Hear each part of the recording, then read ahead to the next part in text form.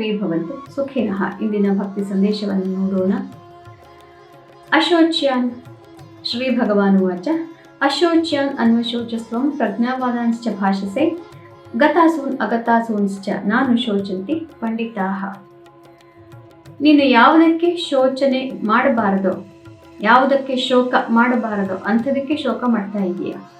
ಆದರೆ ಬಹಳ ದೊಡ್ಡ ದೊಡ್ಡ ಮಾತುಗಳನ್ನು ಹೇಳಿ, ಧರ್ಮ ಸೂಕ್ಷ್ಮಗಳನ್ನು ಹೇಳಿ ನೀನು ಯಾವುದಕ್ಕೆ ಶೋಕ ಮಾಡಬಾರ್ದು ಅಂಥದನ್ನೇ ಮಾಡ್ತಾ ಇದೀಯ. ಪ್ರಾಣ ಇದ್ದವರಿಗೂ ಪ್ರಾಣ ಇಲ್ಲದೇ ಇದ್ದವರಿಗೂ ಯಾವತ್ತೂ ಕೂಡ ಪಂಡಿತರು ಅಥವಾ ಯೋಗಿಗಳು ಎಂದೂ ಕೂಡ ಶೋಕ ಮಾಡೋದಿಲ್ಲ ಅಂತ ಭಗವಂತ ಹೇಳ್ತಾ ಇದ್ದಾನೆ. ಮುಂದಿನ ಶ್ಲೋಕಗಳಲ್ಲಿ ಯಾಕೆ ಅನ್ನೋದನ್ನ ಈಗ ಅವನು ವಿವರಿಸ್ತಾನೆ. ಆದ್ದರಿಂದ ನಾವು ಸತ್ತವರಿಗೇ ಆಗಲಿ ಬದುಕಿದ್ದವರಿಗೇ ಆಗಲಿ ಯಾವುದೇ ವಿಚಾರದಲ್ಲೂ ನಾವು ಶೋಕ ಮಾಡುವಂತಹ ಅವಶ್ಯಕತೆ ಇಲ್ಲವೇ ಇಲ್ಲ. ನಾವು ಕೂಡ ಸಚ್ಚಿದಾನಂದ ಸ್ವರೂಪ ಅಂತಂದರೆ ಅದೇ ಭಗವಂತನ ಈ ಸಚ್ಚಿದಾನಂದ ಸ್ವರೂಪನ ಸತ್ ಚಿತ್ ಆನಂದ, ಯಾವಾಗಲೂ ಅನಂತವಾಗಿ ಆನಂದ ರೂಪ.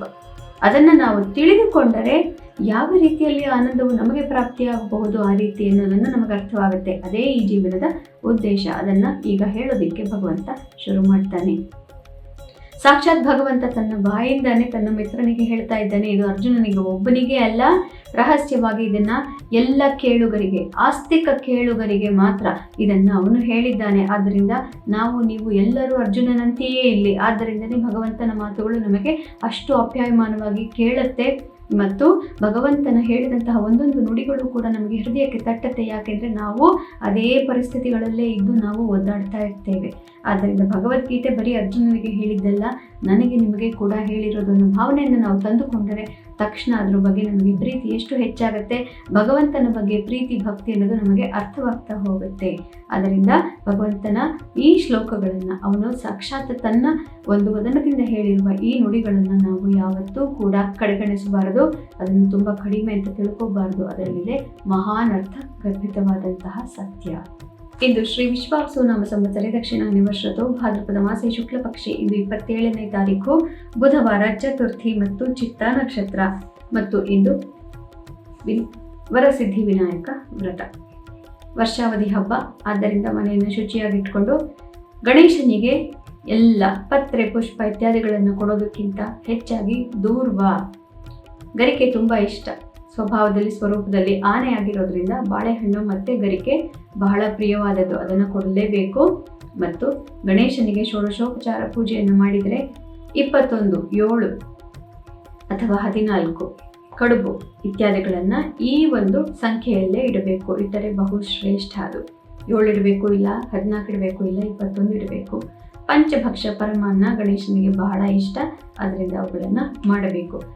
ಚಿಕ್ಕದಾದರೂ ಪರವಾಗಿಲ್ಲ. 21 ಬೋಂಡ, 21 ಅಂಬೋಡೆ, 21 ಮೋದಕ, ಈ ರೀತಿಯಾಗಿ ನೈವೇದ್ಯ ಮಾಡಿದರೆ ಬಹಳ ಉತ್ತಮ.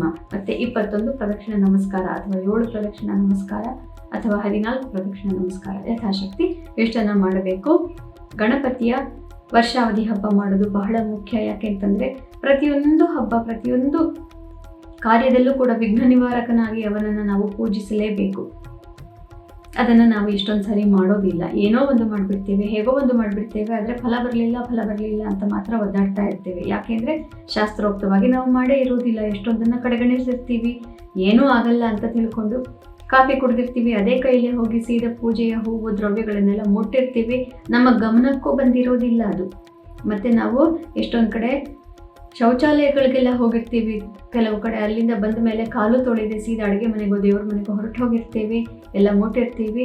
ಹೀಗೆಲ್ಲ ಆಗೋದ್ರಿಂದ ಫಲ ಬರೋದಿಲ್ಲ ಅನ್ನೋದ್ರಿಂದ ನಮಗೆ ಯಾವುದೇ ಒಳ್ಳೆಯ ಪರಿಣಾಮಗಳು ಆಗೋದಿಲ್ಲ. ಆದ್ದರಿಂದ ನಾವು ಶೌಚ ವಹಿಸಿದಷ್ಟು, ಶುಚಿಯಾದಷ್ಟು ಕೂಡ ನಮಗೆ ಹೆಚ್ಚಿನ ಸಿದ್ಧಿಗಳು ಪ್ರಾಪ್ತಿಯಾಗುತ್ತೆ. ಆದ್ದರಿಂದ ಸಿದ್ಧಿ ವಿನಾಯಕ, ನಾಗರ ಚೌತಿ ಮತ್ತು ಈ ವರ್ಷಾವಧಿ ಹಬ್ಬಗಳಲ್ಲಿ ಬಹಳ ಆದಷ್ಟು ಹೆಚ್ಚು ಶೌಚ ಮಡಿ ಅದನ್ನು ನೀವು ಮಾಡಿಕೊಂಡರೆ ಒಳ್ಳೆಯದು. ಎಲ್ಲರೂ ಕೂಡ ಮಾಡಲೇಬೇಕು. ಶೌಚ, ಹೈಜೀನ್, ಅದೇ ಮಡಿ, ಇದನ್ನು ಎಲ್ಲರೂ ಕೂಡ ಮಾಡಿ ಇವತ್ತೆಲ್ಲರೂ ಕೂಡ ಚೆನ್ನಾಗಿ ಸಿದ್ಧಿವಿನಾಯಕನನ್ನು ಬೇಡಿಕೊಳ್ಳೋಣ. ನಮಗೆ ನಮ್ಮ ಧರ್ಮ ಕಾರ್ಯದಲ್ಲಿ ಬರೋ ಎಲ್ಲ ವಿಘ್ನಗಳನ್ನು ಪರಿಹರಿಸುವಂತ ಬೇಡಿಕೊಳ್ಳೋಣ. ಇದೇ ಭವಿಷ್ಯವನ್ನು ನೋಡೋಣ. ಇಂದು ಬೆನಕನ ಅಮಾವಾಸ್ಯೆ, ಚಿತ್ತ ನಕ್ಷತ್ರ. ಮೇಷರಾಶಿಯವರಿಗೆ ಇಂದು ದಿನಪೂರ್ತಿ ಚೆನ್ನಾಗಿಯೇ ಇದೆ. ಮನಸ್ಸಿಗೆ ನೆಮ್ಮದಿ ಪ್ರಾಪ್ತಿಯಾಗುತ್ತೆ ಮತ್ತು ನಿಮ್ಮ ಪ್ರೀತಿ ಪಾತ್ರರೊಡನೆ ಮನೆಯಲ್ಲಿ, ಸಂಸಾರದಲ್ಲೂ ಕೂಡ, ದಾಂಪತ್ಯದಲ್ಲಿ ಎಲ್ಲ ಕಡೆಗೂ ಕೂಡ ಇವತ್ತು ನೆಮ್ಮದಿಯನ್ನು ನೀವು ಖಂಡಿತ ಕಾಣಬಹುದು. ವೃಷಭ ರಾಶಿಯವರಿಗೆ ಮಧ್ಯಾಹ್ನದವರೆಗೂ ಕೂಡ ಈ ದಿನ ಸ್ವಲ್ಪ ಕಿರಿಕಿರಿ ಉಂಟು ಮಾಡ್ತಾ ಇರುತ್ತೆ. ಎಷ್ಟೇ ಕೆಲಸ ಮಾಡಿದ್ರೂ ಅದಕ್ಕೆ ನಿಮಗೆ ಸರಿಯಾದಂತಹ ಪ್ರತಿಫಲ ಪ್ರಾಪ್ತಿಯಾಗೋದಿಲ್ಲ. ಆದರೆ ಮಧ್ಯಾಹ್ನವಾದ ಮೇಲೆ ಎಲ್ಲವೂ ಸರಿ ಹೋಗುತ್ತೆ, ನೀವು ಜಯವನ್ನು ನೋಡಬಹುದು. ಮಿಥುನ ರಾಶಿಯವರಿಗೆ ಮಧ್ಯಾಹ್ನದವರೆಗೂ ನಾನಾ ಯೋಚನೆಗಳು, ಮನೆಯ ಬಗ್ಗೆ, ತಾಯಿಯ ಬಗ್ಗೆ, ಸಂಸಾರದ ಬಗ್ಗೆ, ಆಸ್ತಿಪಾಸ್ತಿ ವಿಚಾರ, ಮನೆ, ಕಾರು ಇತ್ಯಾದಿಗಳ ಬಗ್ಗೆ ನೀವು ಬಹಳ ಯೋಚನೆ ಮಾಡ್ತಾ ಇರ್ತೀರಿ. ಮಧ್ಯಾಹ್ನವಾದ ಮೇಲೆ ನಿಮ್ಮ ಕಾರ್ಯಕ್ಷೇತ್ರದಲ್ಲಿ ಏನೋ ಒಂದು ಒಳ್ಳೆಯ ಬದಲಾವಣೆ ನಾನು ತಂದರೆ ಆವಾಗ ನನಗೆ ಎಲ್ಲವೂ ಸಾಧ್ಯವಾಗುತ್ತೆ, ದೊಡ್ಡ ಕಾರು, ದೊಡ್ಡ ಬಂಗ್ಲೆ ತಗೋಬಹುದು ಅನ್ನೋಂತಹ ಒಂದು ಐಡಿಯಾ ನಿಮಗೆ ಇವತ್ತು ಪ್ರಾಪ್ತಿಯಾಗಬಹುದು. ನಿಮ್ಮ ಐಕ್ಯೂ ಇವತ್ತು ಮಧ್ಯಾಹ್ನದ ಮೇಲೆ ತುಂಬಾ ಜಾಸ್ತಿ ಇರುತ್ತೆ. ಕರ್ಕ ರಾಶಿಯವರಿಗೆ ಮಧ್ಯಾಹ್ನದವರೆಗೂ ನೀವು ಹೇಳಿದ್ದೆಲ್ಲ ನಡೀತಾ ಇರುತ್ತೆ. ಮನಸ್ಸಿಗೆ ನೆಮ್ಮದಿ, ಆತ್ಮವಿಶ್ವಾಸ ಚೆನ್ನಾಗಿದೆ. ಮಧ್ಯಾಹ್ನವಾದ ನಂತರ ಸ್ವಲ್ಪ ಕಿರಿಕಿರಿ ಪ್ರಾಪ್ತಿಯಾಗುತ್ತೆ. ಅನೇಕ ವಿಚಾರಗಳಲ್ಲಿ ಮನಸ್ಸಿಗೆ ತುಂಬಾ ಕ್ಷೋಭೆಯಾಗುವಂತಹ ಏನೋ ಒಂದು ಸಣ್ಣ ವಿಚಾರ ನಡೆದು ಹೋಗಬಹುದು. ಆಸ್ತಿಪಾಸ್ತಿ ವಿಚಾರಗಳಲ್ಲಿ ತೊಂದರೆ ಆಗಬಹುದು. ಮನಸ್ಸಿಗೆ ಕಾಳಜಿಗಳು ಉಂಟಾಗಬಹುದು. ಸಿಂಹರಾಶಿಯವರಿಗೆ ಮಧ್ಯಾಹ್ನದವರೆಗೂ ಸಂಸಾರದ ತಾಪತ್ರಯ, ಜವಾಬ್ದಾರಿಗಳು ಕಾಡ್ತಾ ಇರುತ್ತೆ. ಮಧ್ಯಾಹ್ನವಾದ ಮೇಲೆ ಬಂಧುಗಳ ಸಮಾಗಮ ಇದೆ. ನಿಮ್ಮ ಫ್ರೆಂಡ್ಸ್ ಜೊತೆಗೂ ಪಾರ್ಟಿಂಗ್ ಇತ್ಯಾದಿಗಳು ಇರಬಹುದು. ಸಹೋದರರು ಮತ್ತು ಬಂಧು ಮಿತ್ರರು ಇವರೆಲ್ಲರಿಂದ ಮನಸ್ಸಿಗೆ ನೆಮ್ಮದಿ, ಆತ್ಮವಿಶ್ವಾಸ ಹೆಚ್ಚಾಗುತ್ತೆ.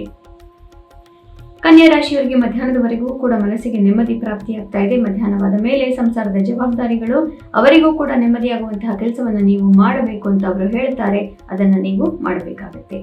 ತುಲಾ ರಾಶಿಯವರಿಗೆ ಮಧ್ಯಾಹ್ನದವರೆಗೂ ಅನೇಕ ರೀತಿಯ ಯೋಚನೆಗಳು, ಮನಸ್ಸಿಗೆ ಹಿಂಸೆ ನಡೀತಾನೇ ಇರುತ್ತೆ. ಮಧ್ಯಾಹ್ನವಾದ ನಂತರ ಚಂದ್ರ ನಿಮ್ಮ ರಾಶಿಯನ್ನು ಪ್ರವೇಶ ಮಾಡೋದ್ರಿಂದ ಎಲ್ಲ ವಿಚಾರಗಳಲ್ಲೂ ನಿಮಗೆ ಒಂದು ಕ್ಲಾರಿಟಿ, ಮುಂದಿನ ಮಾರ್ಗದರ್ಶನ ಚೆನ್ನಾಗಿ ಪ್ರಾಪ್ತಿಯಾಗುತ್ತೆ. ಆತ್ಮವಿಶ್ವಾಸ ಹೆಚ್ಚಾಗುತ್ತೆ. ವೃಶ್ಚಿಕ ರಾಶಿಯವರಿಗೆ ಮಧ್ಯಾಹ್ನದವರೆಗೂ ಕೂಡ ಈ ದಿನ ಬಹಳ ಸುಖಕರವಾಗಿದೆ. ನೀವು ಫೋನ್ ಕೆಳಗಿಡಕ್ಕಾಗೋದಿಲ್ಲ, ಅಷ್ಟು ಜನ ನಿಮಗೆ ಫೋನ್ ಮಾಡ್ತಿರ್ಬಹುದು, ಅಥವಾ ನಿಮ್ಮ ಸುತ್ತ ಜನಗಳು ಯಾವಾಗಲೂ ಇರಬಹುದು. ಮಧ್ಯಾಹ್ನವಾದ ಮೇಲೆ ಅದೊಂದು ಸ್ವಲ್ಪ ಬದಲಾಗಿ ಬಿಡುತ್ತೆ. ಯಾರೋ ಒಬ್ಬರಿಗೆ ನಿಮಗೆ ಏನೋ ಹೇಳಬಹುದು, ಅಥವಾ ನೀವು ಯಾರೋ ಒಬ್ಬರಿಗೆ ಏನೋ ಹೇಳಿಬಿಡಬಹುದು. ಇದರಿಂದ ಮಿತ್ರತ್ವಗಳಲ್ಲಿ ಒಡಕು, ಬಿರುಕು ಪ್ರಾಪ್ತಿಯಾಗಬಹುದು. ಅದರಿಂದ ನಿಮಗೆ ತೊಂದರೆ ಆಗಬಹುದು. ಆದ್ದರಿಂದ ಮಧ್ಯಾಹ್ನವಾದ ಮೇಲೆ ಮುಖ್ಯ ನಿರ್ಧಾರ ಬೇಡ. ಧನುರಾಶಿಯವರಿಗೆ ಮಧ್ಯಾಹ್ನದವರೆಗೂ ಕೂಡ ಈ ದಿನ ಕಾರ್ಯಕ್ಷೇತ್ರದ ಜವಾಬ್ದಾರಿಗಳಿಂದಲೇ ತುಂಬಿ ಹೋಗಿರುತ್ತೆ. ಮಧ್ಯಾಹ್ನವಾದ ಮೇಲೆ ಪಾರ್ಟಿಂಗ್, ಒಂದು ತಿಂಗಳು ಪೂರ್ತಿ ನೀವು ಮಾಡಿದಂತಹ ಕೆಲಸಕ್ಕೆ ಪ್ರತಿಫಲವನ್ನು ನೋಡಿ ನೀವು ಇವತ್ತು ಫ್ರೆಂಡ್ಗಳ ಜೊತೆಗೆ, ಕೊಲೀಗ್ಗಳ ಜೊತೆಗೆ ಸರಿಯಾದ ಮನಸ್ಸಿಗೆ ಸಂತೋಷವಾಗುವಂತಹ ಸಮಯವನ್ನು ಕಳೆಯಬಹುದು. ಮಕರ ರಾಶಿಯವರಿಗೆ ಮಧ್ಯಾಹ್ನದವರೆಗೂ ಕೂಡ ಯಾಕೋ ನಾನು ಅನ್ಕೊಂಡಿದ್ದು ಇನ್ನೂ ನಡೀತಾ ಇಲ್ಲ, ಏನೋ ಒಂದು ಒಳ್ಳೆ ಐಡಿಯಾ ಏನೋ ಬಂದಿದೆ, ಆದರೂ ಕೂಡ ನಮಗೆ ಬಲ ಇಲ್ಲ, ಯಾಕೋ ನನ್ನ ಅದೃಷ್ಟ ಸರಿ ಇಲ್ಲ ಅನ್ನಂತಹ ಮಾತುಗಳನ್ನು ನಿಮ್ಮ ತಲೆಯಲ್ಲಿ ನಿಮಗೆ ಬರ್ತಾ ಇರಬಹುದು. ಆದರೆ ಮಧ್ಯಾಹ್ನವಾದ ನಂತರ ಅದೆಲ್ಲವೂ ಮಾಯವಾಗುತ್ತೆ, ಕಾರ್ಯಗತವಾಗುತ್ತೆ. ನೀವು ಅಂದ್ಕೊಂಡಿದ್ದಂತಹ ಎಲ್ಲ ಯೋಚನೆಗಳು ಕಾರ್ಯಗತವನ್ನಾಗಿ ಮಾಡುವಂತಹ ಒಂದು ಶಕ್ತಿ ನಿಮಗೆ ಪ್ರಾಪ್ತಿಯಾಗುತ್ತೆ. ಕುಂಭರಾಶಿಯವರಿಗೆ ಮಧ್ಯಾಹ್ನದವರೆಗೂ ಕೂಡ ಸ್ವಲ್ಪ ಕಷ್ಟಕರವಾದಂತಹ ದಿವಸ. ಮಧ್ಯಾಹ್ನವಾದ ಮೇಲೆ ಭಾಗ್ಯೋದಯವಾಗುತ್ತೆ. ಇದರಿಂದ ಇದ್ದ ಕಷ್ಟಗಳೆಲ್ಲವೂ ಮಾಯವಾಗುತ್ತೆ. ಭಗವಂತನ ಮತ್ತು ಹಿರಿಯರ ಅನುಗ್ರಹ ನಿಮಗೆ ಪ್ರಾಪ್ತಿಯಾಗುತ್ತೆ. ಆದರೆ ಅದನ್ನು ಕೇಳೋದನ್ನು ನೀವು ಮರೆಯಬಾರದು. ನಮಸ್ಕರಿಸಿ ವಿನಯವಾಗಿ ಹಿರಿಯರ ಅನುಗ್ರಹವನ್ನು ಪಡೆದುಕೊಳ್ಳೋದು ಒಳ್ಳೆಯದು. ಮೀನರಾಶಿಯವರಿಗೆ ಮಧ್ಯಾಹ್ನದವರೆಗೂ ಬಹಳ ಚೆನ್ನಾಗಿದೆ. ನೀವು ಹೇಳಿದ್ದೆಲ್ಲ ನಡೀತಾ ಇರುತ್ತೆ. ಬೇರೆಯವರು ನಿಮಗೆ ಅತ್ಯಂತ ಸಹಕಾರವನ್ನು ಕೊಡ್ತಾ ಇರ್ತಾರೆ. ಮಧ್ಯಾಹ್ನವಾದ ಮೇಲೆ ಸ್ವಲ್ಪ ಕಿರಿಕಿರಿ ಆಗುತ್ತೆ. ಆದರೂ ಕೂಡ ಇವತ್ತು ಬೆನಕನ ಹಬ್ಬ ಆಗಿರೋದ್ರಿಂದ ಅವನನ್ನು ಕೇಳಿಕೊಂಡು ಬಿಟ್ಟರೆ ಯಾವ ವಿಘ್ನವೂ ಇರೋದಿಲ್ಲ. ಆದ್ದರಿಂದ ಇಂದು ನಿಮಗೆ ವಿಘ್ನಗಳನ್ನು ನಿವಾರಿಸಿಕೊಳ್ಳುವಂತಹ ಸಾಧ್ಯತೆಗಳು ಚೆನ್ನಾಗಿದೆ. ಪುನಃ ನಿಮ್ಮ ಭವಿಷ್ಯದೊಂದಿಗೆ ನಾಳೆ ಭೇಟಿಯಾಗೋಣ. ಅಲ್ಲಿವರೆಗೂ ನಿಮಗೆ ತಿಳಿದೇ ಇದೆ ಏನು ಮಾಡಬೇಕು ಅಂತ.